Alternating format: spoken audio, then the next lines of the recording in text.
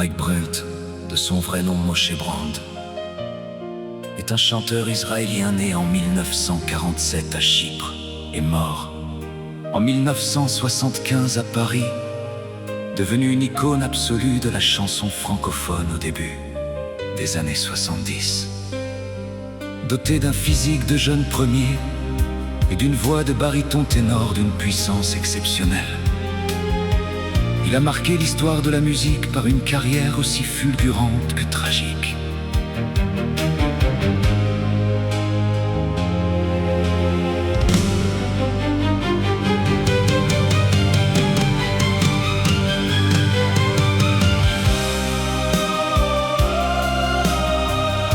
Voici les points clés de sa vie et de sa carrière.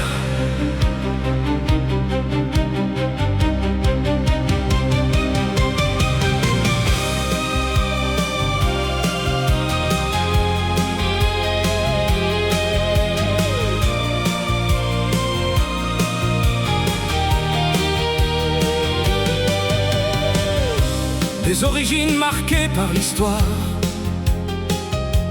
fils de parents rescapés de la Shoah, il passe les premières années de sa vie en Israël, muet jusqu'à l'âge de 3 ans. Il développe ensuite une passion dévorante pour le chant et se produit dès l'adolescence dans des grands hôtels avec son frère et différents groupes. La rencontre décisive, repérée à Téhéran par la chanteuse Sylvie Vartan et le secrétaire de Johnny Hallyday, Carlos. Il est invité à tenter sa chance à Paris en 1969. Sans parler un mot de français, il apprend ses textes de manière phonétique. Un succès phénoménal en 1970.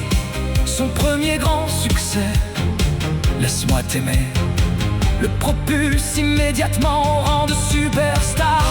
Ce titre s'écoule à plus d'1 million d'exemplaires. Suivront d'immenses tubes comme C'est ma prière, Je saurai rien qu'une larme, ou encore Tout donné, tout repris. La folie des années 70. En l'espace de 5 ans, Mike Brand enchaîne les tournées nationales et internationales, déclenchant l'hystérie collective de milliers de fans. La Mike Brand Mania. Il vend plus de 15 millions de disques au total. Une fin tragique, épuisé par le rythme effréné de sa carrière, traqué par la célébrité profondément fragile. Le chanteur traverse de lourdes périodes de dépression après une première tentative de suicide en 1974 à Genève.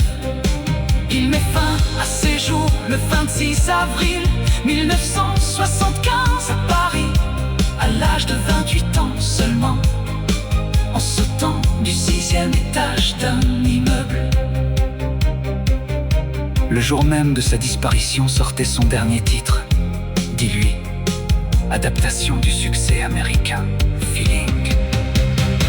Plus de 50 ans après sa mort, Mike Brand reste un artiste culte dont la voix d'or et le destin brisé continuent de fasciner plusieurs générations de mélomanes.